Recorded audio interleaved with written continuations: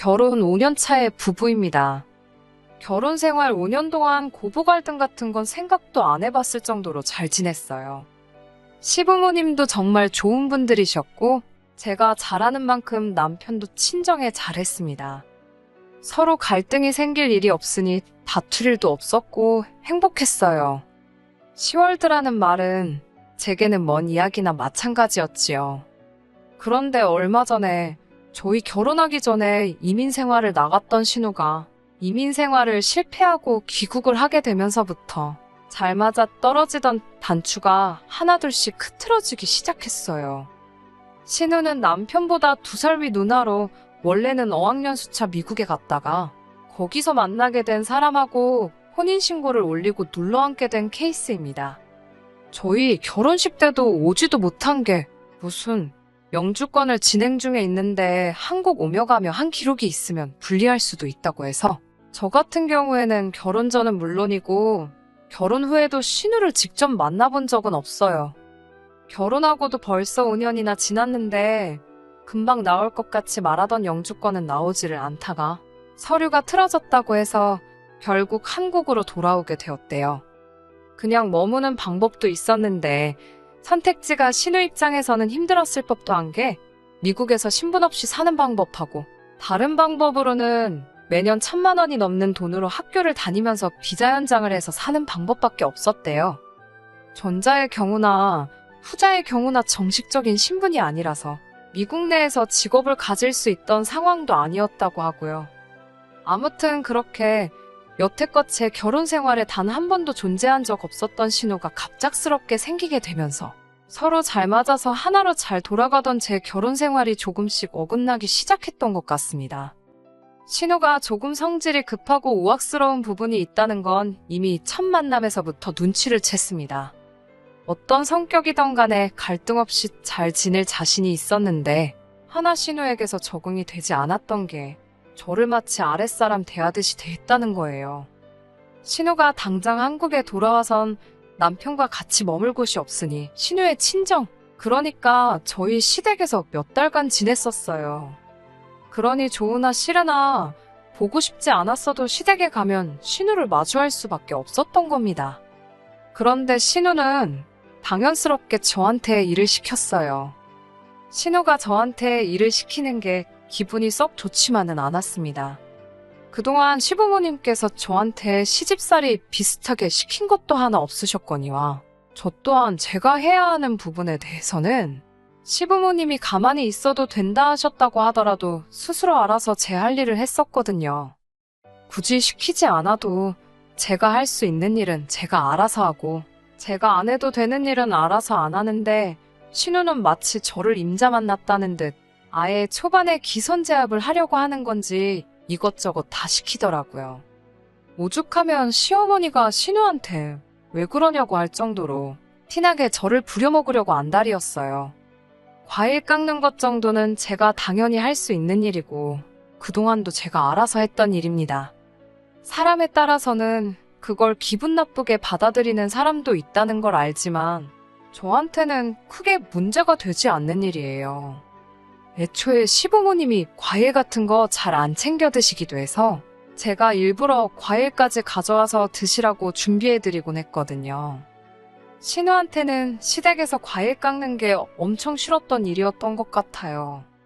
애초에 제가 깎아 먹으려고 가져간 건데 으스대면서 대놓고 저한테 시키려고 하는 걸 보니 작정을 해도 뭔가 대단히 작정을 했구나 싶은 모습이었습니다. 오죽하면 식사 끝나고 나서 바닥에 걸레질 좀 해야겠다고 하면서 저를 부르기까지 하더라고요. 그 이후는 뭐 말할 것도 없이 시어머니가 막아주셨어요. 제가 시댁에 와봐야 한 달에 몇 번이나 오는 줄 아냐고 걸레질까지 시키냐고 맨날 지내는 네가 하라고 하면서 걸레를 쥐어주셨거든요. 신우는 뿔뿔거리며 바닥 기어다니면서 바닥을 훔치면서도 계속해서 거실에 앉아서 과일 깎고 있는 저를 째려보더라고요. 신우가 저를 작정하고 못살게 굴려고 해도 작전이 크게 먹히는 건 없었습니다. 신우가 시켜서 하는 것 중에 대부분은 그 전에도 제가 묻지 않아도 알아서 하던 일들이었고 제가 하던 일들이 아니면 시어머니께서 저렇게 방패막이 되어주거나 아니면 신우한테 네가 직접 하라고 시키던가 하셨었거든요. 그런데 오히려 이런 식으로 지나가는 일이 생기다 보니 신우는 그것 때문에라도 저한테 불만이 더 쌓여만 가는 것 같았어요. 저를 어떻게든 부려먹으려고 작정을 한 사람처럼 보였거든요. 지난 어버이날 때 이야기인데 신우가 난데없이 저한테 전화를 하더니 어버이날에 뭐 해드릴 거냐 묻더라고요. 어버이날을 앞두고 저도 그냥 나가서 외식하고 용돈 봉투나 하나 만들어 드리고 보내야겠다 안일하게 생각한 것도 있긴 했지만 안 챙기는 건 아니니 사실 그게 잘못한 거라고 생각해 본 적은 없거든요. 제 주변의 다른 사람들도 다 시댁에는 이 정도 하는 것 같았고요. 그런데 신우는 어떻게 며느리가 돼서 시댁을 얼마나 우습게 알면 푼돈 얼마랑 밥으로 때울 생각을 하냐면서 정성과 성의가 보이는 선물을 해야 한다고 하는 겁니다. 일리 있는 말이기는 했는데 그렇다고 신우한테서 들을 만한 말은 아니라는 생각이 들었네요. 아무튼 신우는 저한테 요즘 안마의자가 잘 나온 것 같으니 그걸 하나는 놔드리면 좋겠다고 하는 겁니다. 신우가 저한테 먼저 연락해서 뭐 할 거냐고 물어봤기에 저는 그게 신우가 안마의자를 해드리고 싶은데 돈이 모자라니 같이 해드리면 좋겠다고 말하는 건 줄 알았어요.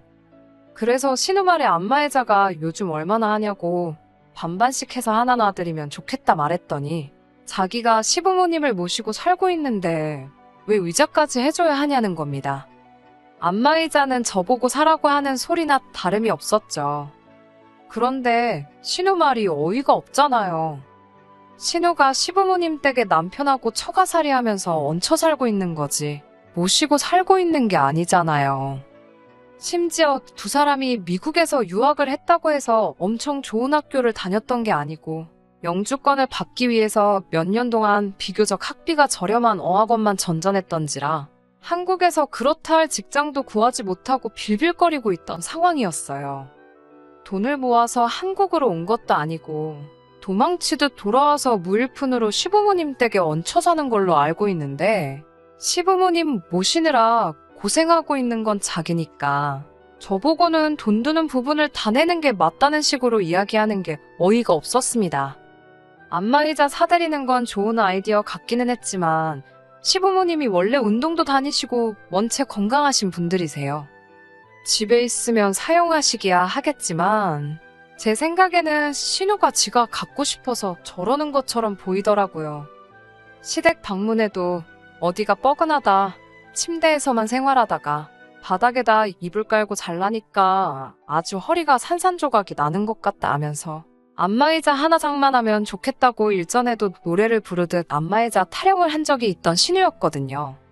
그 속이 뻔히 보이는데 제가 시부모님 위해서 하는 것도 아니고 신우 좋으라고 시댁에 안마의자를 내 돈으로 놔주고 싶지는 않더라고요. 그래서 신우한테 요즘 인터넷 찾아보니까 안마의자 같은 건 정수기처럼 달마다 렌트해주는 데도 많다더라. 저는 시부모님 어버이날에 외식하고 용돈 드리는 걸로 정해놨으니 정 하나 해드리고 싶으시면 신우가 직접 해드리는 게 좋지 않겠냐고 은근슬쩍 비아냥거리면서 말해줬죠. 한 달에 렌트해봐야 비용 얼마 나오지도 않고 안마의자라는 게 원체 부피가 큰 가전이다 보니 안 쓰게 되면 집에 자리만 차지하는 애물단지로 전락하잖아요. 몸에 잘 맞을지 아닐지도 모르는데 무턱대고 몇백만 원 줘서 새 걸 사드리는 것보다 한번 렌트로 써보고 결정하는 것도 나쁘지 않지 않겠냐고. 그렇게 한마디 했더니 신우가 저보고 아주 너 같은 며느리는 세상에 없겠다고 하고 전화를 끊더라고요. 저는 속으로 너 같은 딸도 세상에 없을 거다 하고 말았네요. 당장 신우가 저를 귀찮게 하기는 했지만 저한테 직접적으로 피해를 주는 부분은 없다고 생각했어요. 거기에 그동안 결혼 생활하면서 시부모님과 저희 관계가 워낙에 좋았기에 신우가 저런다고 해서 제가 덩달아 시부모님한테까지 나쁘게 대해야 할 이유는 없다고 생각했습니다. 그런데 얼마 전에 시어머니가 급격하게 몸이 안 좋아지게 돼서 병원에 자주 오며 가며 하셔야 하는 일이 생기게 되었습니다. 일주일에 2번씩 병원에 왔다 갔다 하셨어야 했어요. 아버님은 아직 은퇴를 안 하셔서 일을 하고 계시고 남편도 일을 하고 있어서 어머님을 모시고 병원에 다녀올 수 없는 상황이었어요. 예전에도 어머님이 같은 이유로 몸이 안 좋으셔서 제가 어머님을 병원에 오며 가며 모시고 다녔던 적이 있었습니다. 저 또한 일을 하고 있었는데 저 같은 경우에는 제가 하는 일이 회사를 나가는 게 아니다 보니 그런 시간적인 부분에 있어서는 조금 유도리가 있는 직장이어서 그렇게 할 수 있었던 거예요. 하지만 이번에는 조금 안심을 했던 게 신우가 집에 상주하고 있으니 이번만큼은 조금 괜찮을 거라고 생각했어요. 신우가 오며 가며 시어머니 모시고 병원도 다닐 수 있고 경우에 따라서는 신우가 어머님 병수발까지 들을 수 있는 상황이었으니 말이지요. 몇 년 전 그 당시보다 나아진 상황이라 저나 남편, 시아버지의 시어머니까지 다들 안도의 한숨을 내쉬었는데 정작 시어머니 모시고 병원 다녀와야 하는 신우가 자기는 하기 싫다고 대놓고 선언을 하더라고요. 자기는 차도 없는데 시어머니를 어떻게 모시고 다니겠냐고 하면서 저희 보고 자기가 시어머니 모시고 병원 다녀오기를 바란다면 저희 자가용을 신우한테 맡기거나 아니면 그동안 자기가 타고 다닐 차를 마련해달라는 겁니다. 렌트를 해주던, 새 차를 사주던, 중고차를 사던 그건 상관이 없다고 말하는 거였어요. 그런데 속이 뻔히 보이더라고요. 그것 또한 미국에서는 자동차가 있어서 여기저기 다녔는데 한국에서는 당장 차 없이도 살 수가 있으니 차를 따로 안 샀다는 거예요. 그런데 막상 차 없이 살려니까 불편하다는 거죠.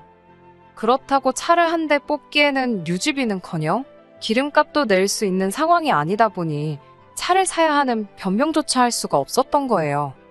이참에 신우는 지 돈 안 들이고 차까지 뽑아서 시어머니 병원 모셔다 드린다는 핑계로 남편하고 어디 좀 놀러 다닐 계획을 세우고 있던 것 같더라고요. 속이 뻔히 보이는 개수작이지만 어쩌겠어요. 당장 신우가 차가 없으면 안 하겠다는데. 그래서 울며 겨자 먹기로 남편이 타는 차를 신우에게 넘겨주게 되었습니다. 신우 조건이 평일에도 자기가 차를 쓸 수 있어야 한다는 조건이 붙어 있었기에 짚고 넘어가고 싶었지만 어쩔 수 없었어요. 어쨌든 시어머니 병원 모시고 다니는 일은 해주기로 한 거니 저희들 입장에서는 급한 일부터 해결을 하자는 생각이었으니 말이지요. 처음 몇 주간은 신우가 시어머니 모시고 병원을 잘 다녔어요.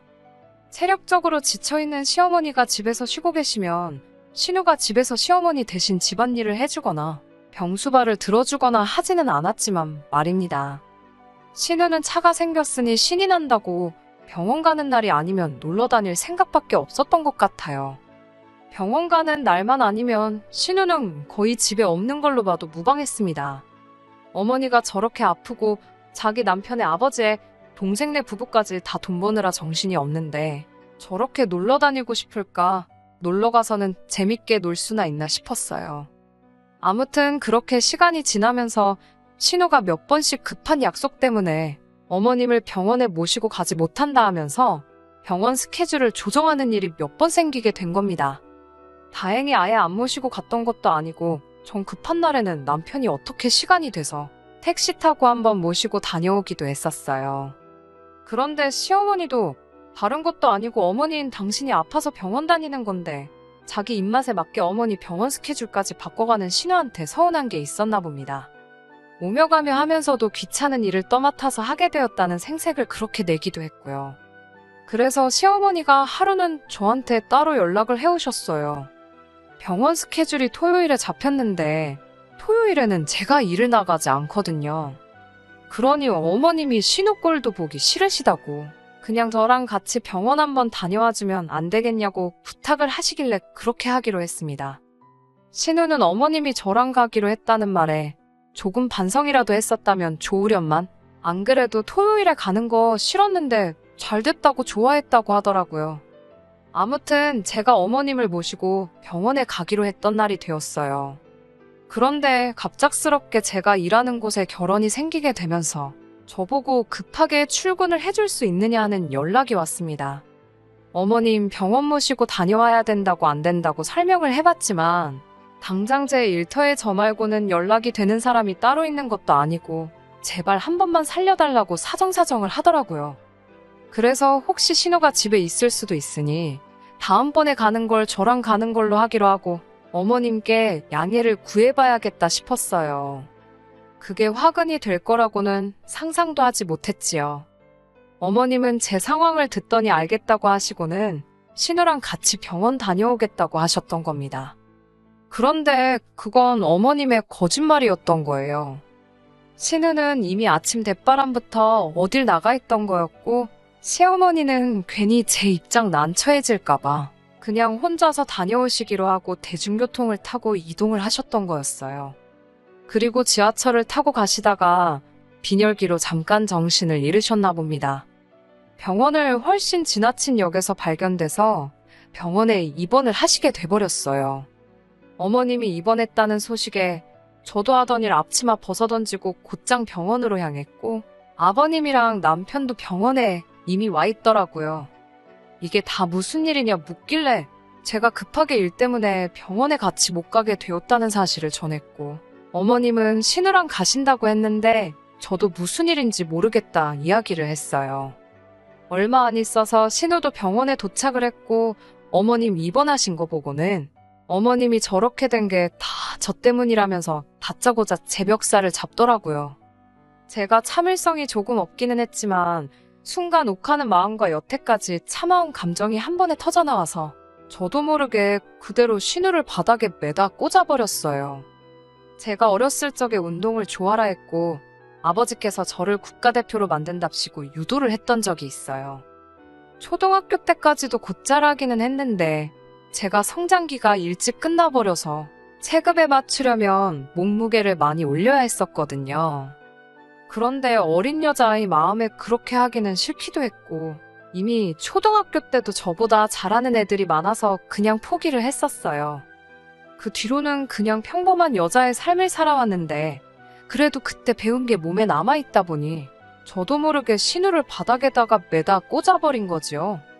그 자리에 있던 모두가 눈이 동그래져서 심지어 기운 없이 누워 계시던 시어머니도 덩달아 놀라서 그 상황을 지켜보더라고요.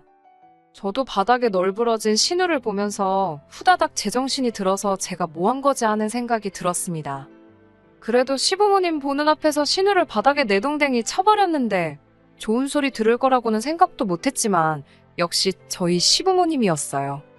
적반하장으로 큰 소리치는 신우에게 네가 맡아서 하기로 했던 일도 제대로 안 해놓고서는 뭘 잘했다고 멱살을 잡고 왜 그걸 며느리 탓으로 떠넘기냐고 하시더라고요. 애초에 네가 똑바로 했으면 시어머니가 저한테 그런 부탁이나 하셨겠냐며, 딸 냅두고 며느리한테 그런 부탁하는 니네 엄마 체면은 생각해봤겠냐며 신우를 나무라시더라고요. 저한테 매다 꽂힌 것도 당해도 싼 일이라고, 또 별것도 아닌 일 가지고 며느리 잡들이 하려고 하기만 해보라고 울음장을 놓으시는데, 신우는 바닥에 대자로 뻗어서는 아무 말도 못하고 억울한 건지 눈물만 삼키고 있는데 조금 미안한 마음까지 들었습니다. 그 뒤로는 신우가 시부모님 말도 잘 듣고 저희한테 쓸데없는 억지도 안 부려요. 그리고 저를 보면 쭈뼛쭈뼛거리면서 피해 다니기 일쑤입니다. 남편한테 들으니 신우가 그동안 저를 키도 작고 얌전해 보인다고 아주 우습게 봤다나 봐요. 겉만 보고 저를 아주 물로 봤다가 직접 바닥에 매다 꽂히고 난 뒤로부터는 저한테 함부로 대하지 못하는 거였지요. 거기에 그날 제가 신우를 바닥에다 매다 꽂은 날, 신우가 바닥에 나자빠지면서 주머니에서 어디 외진 곳에 있는 숙박업소 라이터가 튀어나왔다고 해요. 다행히 아무도 못 보고 그걸 남편이 혼자서 봤다더라고요. 그래서 혹시나 싶어서 남편이 차에 가서 블랙박스 기록을 뒤져봤더니 아무 기록도 남아있지 않고 싹 다 지워져 있다는 겁니다. 그래서 신우한테 이거 누나가 지운 거냐 물어봤는데 신우가 쩔쩔매면서 원래 용량이 가득 차면 자동으로 지워지는 거 아니냐고 발뺌을 했다고 하네요.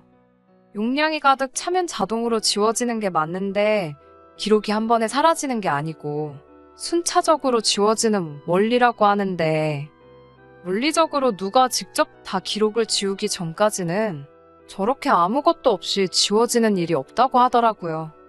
물론 그거 말고는 물증이 없어서 어떻게 하지 못하지만 신우가 이제는 저를 무섭게 생각하는 거 말고도 귀가 캥기는 일을 만들어버린 거나 마찬가지니, 아마 남편 말로는 한동안은 신우가 별 사고 안 치고 잘 할 것 같다고 하더라고요. 저도 이제 와서 신우가 시어머니 병원 안 모시고 어딜 다녀온 건지 누구랑 있던 건지 알아내고 싶지는 않아요. 적어도 더 이상 사람 겉으로 판단해서 우습게 보지 않고, 시집은 며느리라고 해서 자기 아랫사람으로 생각하지 않고, 그게 자기가 원해서 하던, 어쩔 수 없이 하던 간에 부모한테 자식된 도리 제대로 하기만 한다면 신우의 사적인 일을 가지고 크게 문제 삼고 싶지도 않네요. 다만 신우가 한 번 더 말도 안 되는 억지 부리면서 저를 우습게 본다면 저도 이젠 더 이상 참지 않으려고 합니다. 신우가 신우라는 이유로 헛짓거리를 하고 있다는 걸 이젠 온 가족이 알고 있으니 저도 더 이상 시부모님 눈치 보면서 신우까지 덩달아 어려워할 필요가 없으니 말이지요. 끝까지 들어주셔서 감사합니다. 오늘의 사연은 여기까지입니다. 구독과 좋아요, 알람 설정 부탁드리고 더 좋은 사연으로 다시 찾아뵙겠습니다. 감사합니다.